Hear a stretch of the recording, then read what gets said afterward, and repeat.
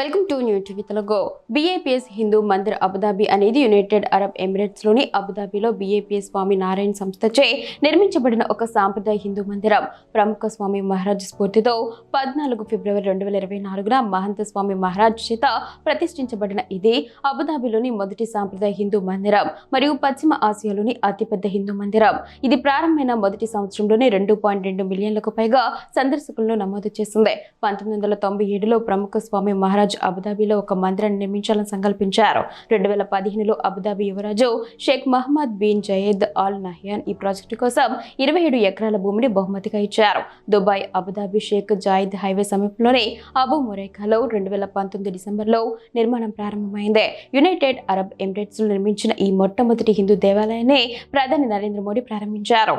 భారతదేశంలో 2000 మందికి పైగా కళాకారులు రాతి పనిని రూపొందించగా ప్రపంచవ్యాప్తంగా 200 మందికి పైగా స్వచ్ఛంద సేవకులు 690,000 గంటలకు పైగా తమ సేవలను అందించారు.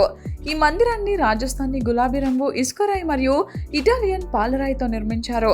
ఇది 108 అడుగుల ఎత్తు, 262 అడుగుల పొడవు మరియు 180 అడుగుల వెడల్పుతో ఉంటుంది.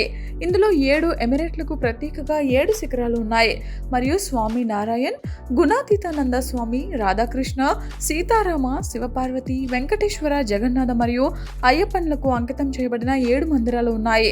ఈ మందిరం మత సామరస్యానికి చిహ్నంగా మారింది. దీని భూమిని ఒక ముస్లిం యువరాజు దానం చేశారు. ప్రధాన వాస్తుశిల్పి ఒక క్రైస్తవుడు, నిర్మాణ నిర్వాహకుడు ఒక సిక్కు మరియు పునాది రూపకర్త ఒక బౌద్ధుడు.